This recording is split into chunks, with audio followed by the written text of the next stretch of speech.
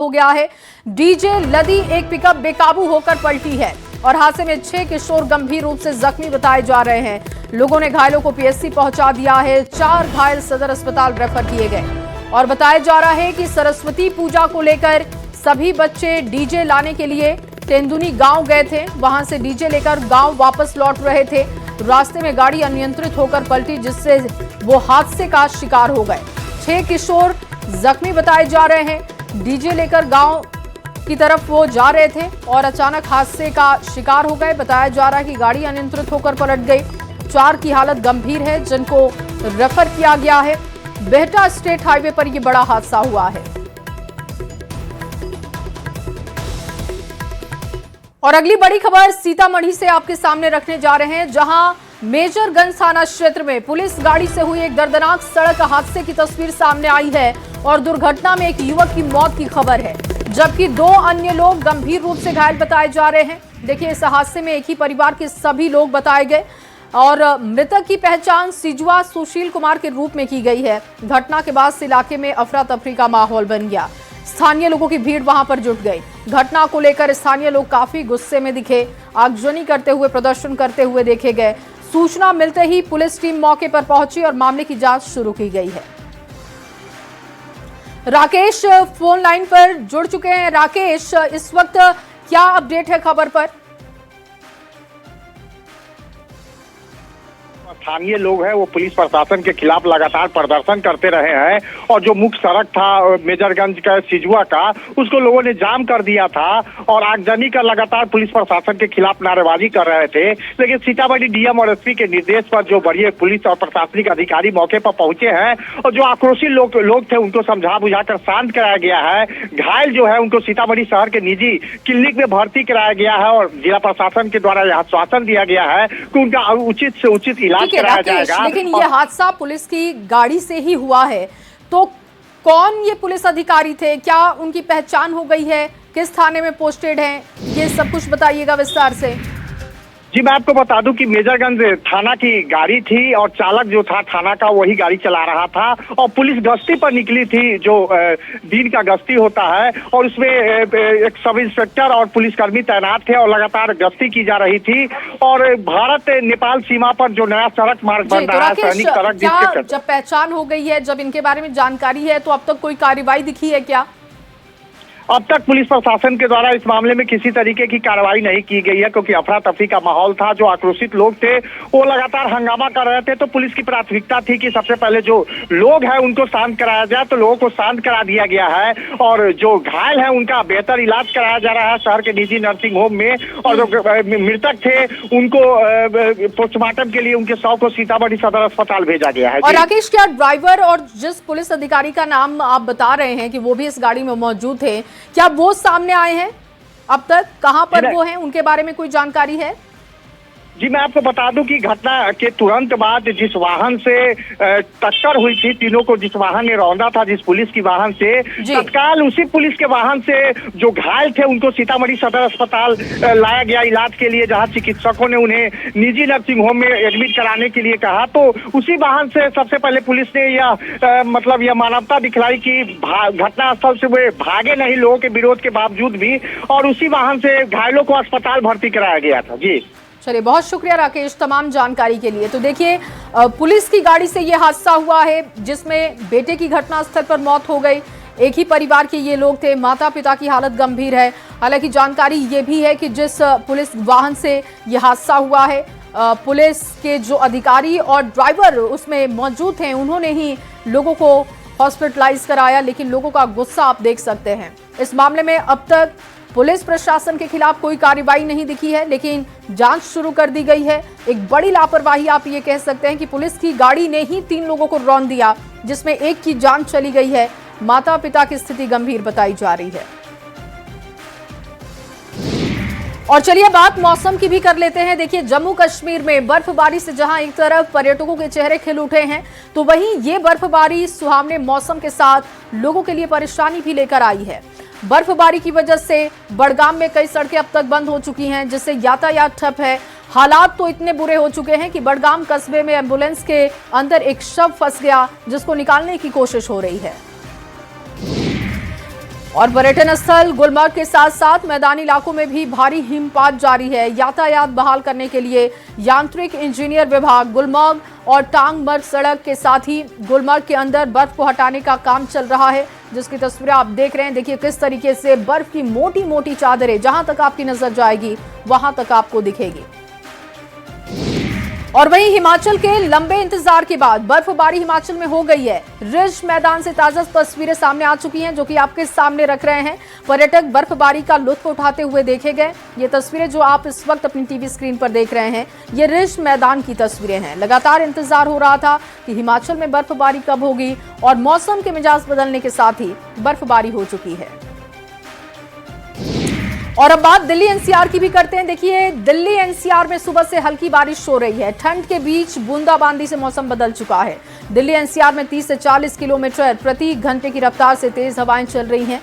दिन में भी कई इलाकों में आज बारिश की संभावना जताई गई है। बारिश होने से लोगों को प्रदूषण से राहत मिली है, लेकिन ठंड भी बढ़ चुकी है। और अब ये देखिए दो तस्वीर आपको दिखा रहे हैं। एक तरफ देखिए दिल्ली एनसीआर की तस्वीर, दूसरी तस्वीर आप देख रहे हैं उत्तर प्रदेश के आगरा की तस्वीर, ताजमहल की तस्वीर आप देख रहे हैं। ये साफ विजुअल आपको थोड़ा दिख रहा होगा, क्योंकि बारिश होने के बाद प्रदूषण का लेवल थोड़ा गिरा है, जिसकी वजह से मौसम साफ दिख रहा है, लेकिन ठंड भी बढ़ चुकी है, क्योंकि 2-3 दिन पहले अच्छी धूप खिलने की वजह से। अब ये तस्वीर देखिए गणतंत्र दिवस की तैयारियां, राजपथ की तस्वीर आप देख रहे हैं। तैयारियां वहां की कैसी है वो देखिए, और बारिश के बाद सब कुछ धुला धुला दिखाई आपको दे रहा है। ये दिल्ली एनसीआर की तस्वीर, दूसरी तस्वीर ताजमहल की। और दिल्ली में 26 जनवरी से पहले रिहर्सल परेड की शानदार तस्वीरें सामने आ गई है। जब बारिश के बीच जवान परेड करते हुए नजर आए। परेड में सेना के शौर्य के साथ कई झांकियां दिखाई गई हैं और धुन भी बजाए गए हैं, जिनकी तस्वीरें आप अपने टीवी स्क्रीन पर इस वक्त देख रहे हैं। ये देखिए दो तस्वीरें, क्योंकि 3 दिन का समय बाकी है। 23 तारीख आज है, 26 तारीख को ये जो परेड आप देख रहे हैं, ये राजपथ पर परेड होती है। ये झांकियां जिसकी झलक आप इस वक्त देख रहे हैं, ये रिहर्सल की तस्वीर है। लेकिन रिहर्सल और उस दिन की तस्वीर बिल्कुल एक जैसी होती है, क्योंकि ये कई महीनों की प्रैक्टिस होती है। और देखिए आज बारिश हो रही है, लेकिन रिहर्सल की तस्वीरें सामने आई है। और नोएडा से खबर, जहां 6 स्कूलों को बम से उड़ाने की धमकी दी गई। फादर एग्नेल और आर्मी पब्लिक स्कूल में धमकी भरा ईमेल आया है। श्रीराम मिलेनियम और रामज्ञा स्कूल को भी धमकी दी गई है। इस धमकी के बाद स्कूलों में छुट्टी कर दी गई। पुलिस और बम डिस्पोजल स्क्वाड की टीम मौके पर पहुंच चुकी है और जांच की जा रही है। लाया और बम से उड़ाने की धमकी दी है। इस बीच आप देखेंगे कि स्कूलों में लगातार चेकिंग अभियान चलाया जा रहा है, चेकिंग फिशिंग की जा रही है, और तमाम जिस तरीके से डॉग स्क्वाड और साथ ही यहाँ पर बम डिस्पोजल स्क्वाड यूनिट्स मौजूद हैं, और खुद डीसीपी नोएडा भी मौजूद है ग्राउंड जीरो पे। उनसे बातचीत करते हैं। सर, किस तरीके के मेल्स आए थे और क्या कुछ आइडेंटिफाई अब तक किया जा चुका है? जनपद नोएडा में कई स्कूलों में बम थ्रेट की सूचना आई थी, जिसके बाद चेकिंग शुरू कराया गया। 26 जनवरी को लेकर के पूरी पुलिस टीम और जो एंटी सबोटाज टीम है वो ऑलरेडी फील्ड में थी। लगातार चेकिंग अभियान चलाया जा रहा था। इसी क्रम में जैसे ही स्कूलों में मेल के माध्यम से सूचनाएं प्राप्त हुई, उसी के बाद तत्काल टीमों को डाइवर्ट करके स्कूलों में भेजा गया और सभी स्कूलों में चेकिंग कराई जा रही है। और संपर्क करके वो स्कूल जो बंद भी हैं उनसे भी संपर्क किया जा रहा है, और जो ऑपरेटिव हैं वो सभी स्कूलों को चेक किया जा रहा है कि कहीं भी किसी तरीके के कोई अनवांटेड वस्तु हो या ऐसी कोई स्थिति हो तो उससे निपटने के लिए पूरी हमारी टीम तैयार है और जगह जगह चेकिंग कर रही है। और जो स्कूल बंद हैं उनको भी संपर्क करके ओपन करा करके चेक किया जा रहा है, जिससे कि कहीं भी कोई चीज़ रह ना जाए। और अभी तक ऐसा कोई भी संदिग्ध वस्तु दिखाई नहीं दी है। कोई पैनिक होने की आवश्यकता नहीं।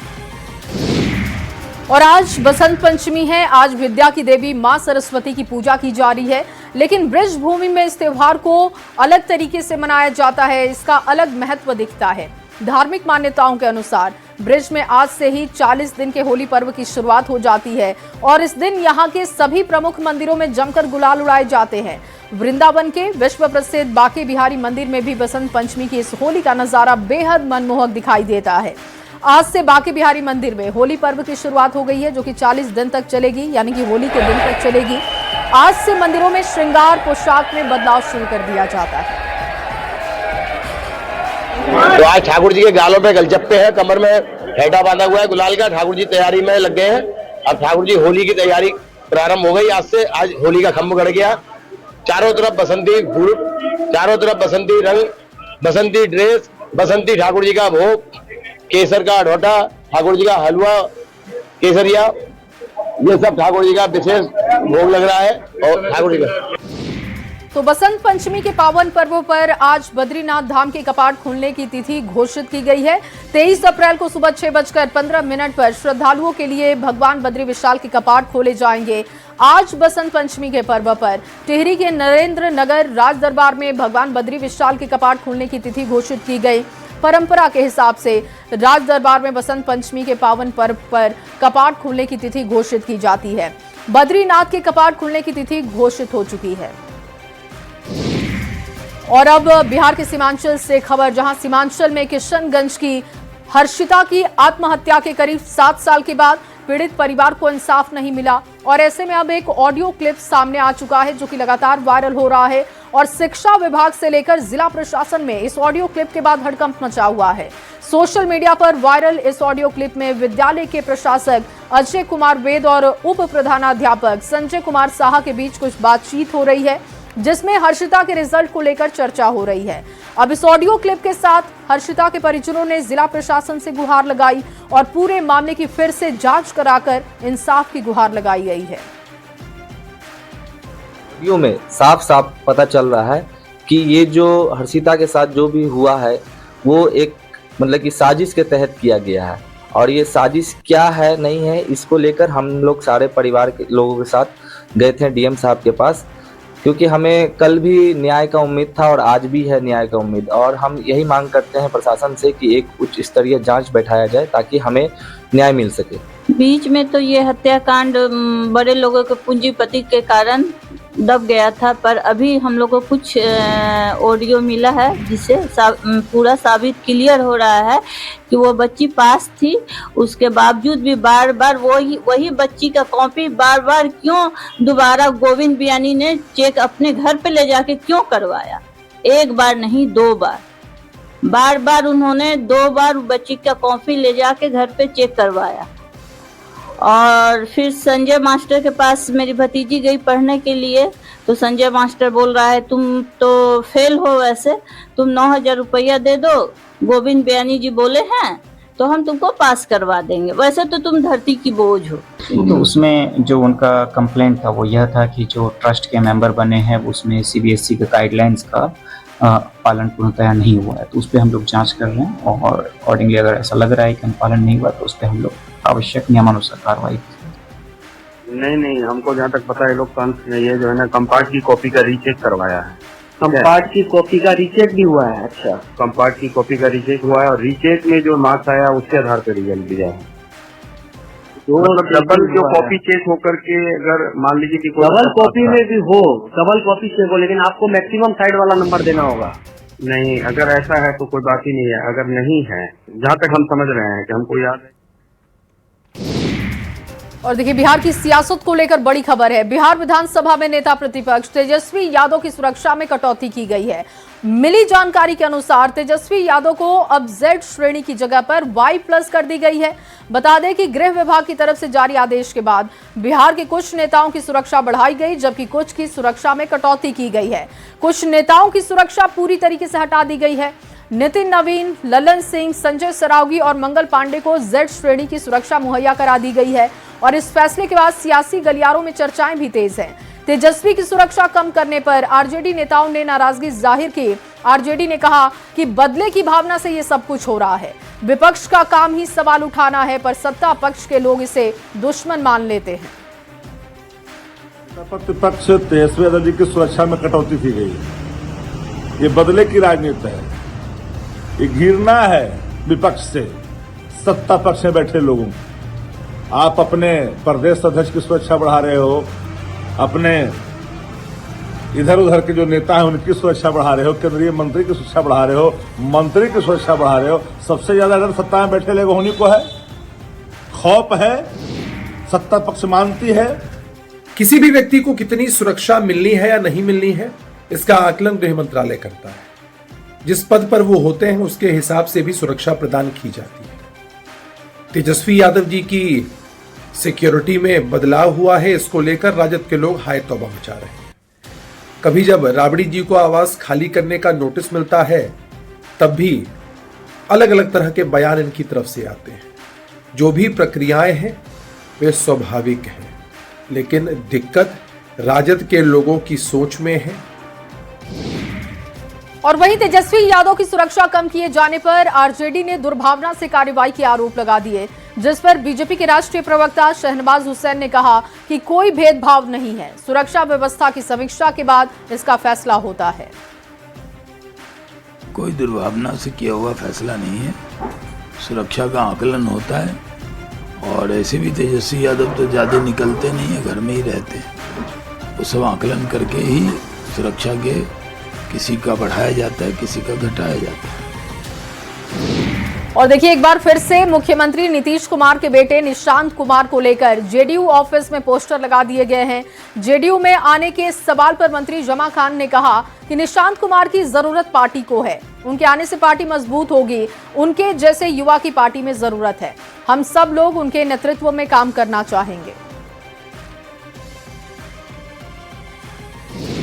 और बिहार कांग्रेस से जुड़ी आपके सामने बड़ी खबर रखने जा रहे हैं। बिहार की सियासत में हलचल तेज हो गई है। कांग्रेस पार्टी में बड़ी टूट की अटकलें जोर पकड़ रही हैं। सूत्रों के हवाले से बड़ी खबर आपके सामने रख रहे हैं कि कांग्रेस के कुछ विधायक मुख्यमंत्री नीतीश कुमार के संपर्क में हैं। चर्चा है कि कांग्रेस के सभी 6 विधायक पार्टी छोड़ सकते हैं, जिससे बिहार कांग्रेस में बड़ा राजनीतिक भूचाल आ सकता है। और इन अटकलों के बीच दिल्ली में अब हलचल तेज हो गई है। हालात की गंभीरता को देखते हुए कांग्रेस नेता राहुल गांधी ने बड़ी बैठक बुला ली है।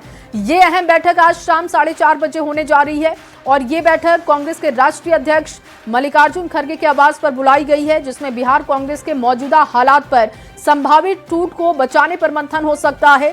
अब बड़ा सवाल ये है कि क्या बिहार कांग्रेस में वाकई होने जा रही है बड़ी टूट या फिर सिर्फ सियासी दबाव की रणनीति है। हालांकि अगर ऐसा होता है तो कांग्रेस 243 सीटों वाली बिहार विधानसभा में बिना प्रतिनिधित्व के रह जाएगी।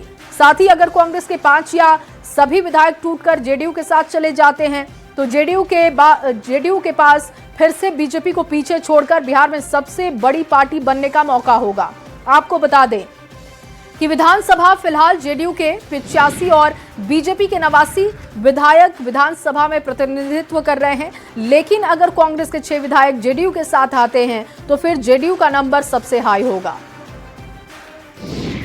और बिहार कांग्रेस में टूट की अटकलों के बीच देखिए, दिल्ली में आज राहुल गांधी ने कांग्रेस की बड़ी बैठक बुलाई है, जिस पर बीजेपी के राष्ट्रीय प्रवक्ता शहनवाज हुसैन ने कहा कि कांग्रेस के लोगों का वहां से मोह भंग हो चुका है, ऐसे में अब ज्यादा दिन तक वहां पर कोई रहने वाला नहीं।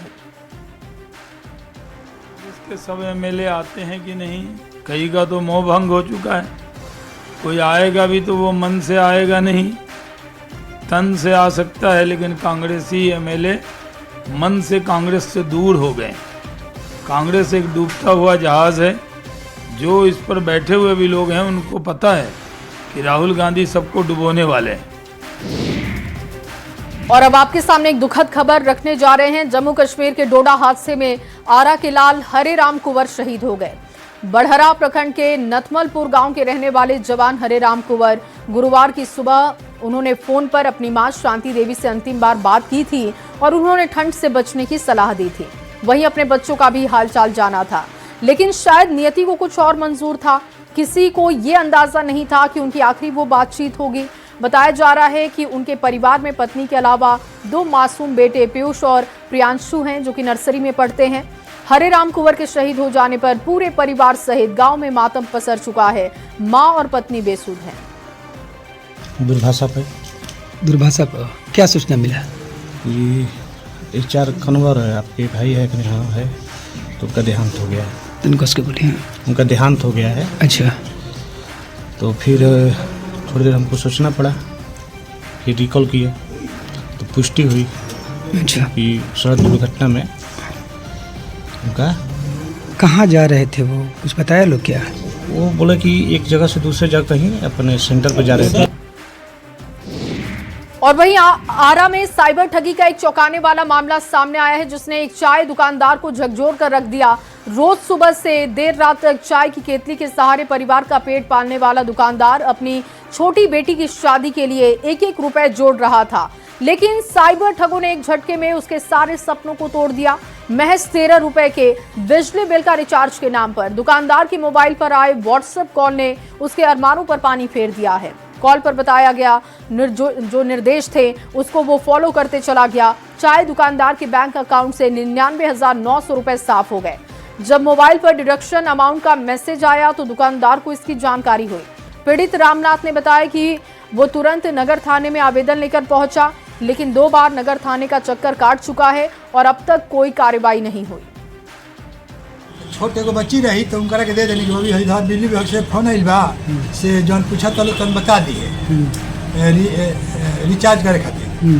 तो लड़की से पूछल लो कि एटीएम के पिछला कोड और नंबर लड़की बता दे फिर व्हाट्सएप कॉल कर लोग यही पर 99,900 खाता से फ्रॉड कर दे लो।